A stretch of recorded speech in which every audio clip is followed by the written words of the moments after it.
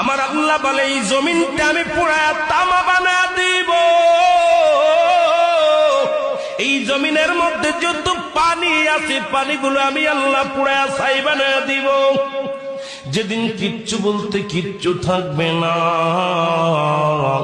সেদিন থাকবে শুধু আমার আল্লাহ। আজকে কার জন্য সুদ খাও, কার জন্য ঘুষ খাও, কার জন্য ব্যভিচার করো, কার জন্য অন্যায় করো রে মন, কার জন্য তোমরা এত বাদই করো। আরে আজকে একটা কথা বলতে গেলে কষ্ট হয়। এই জমিনটা আল্লাহ পুরায়া তামা বানায়া দিবে।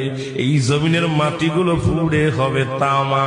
এই জমিনের যত পানি আছে পানিগুলো পুড়ে হবে ছাই।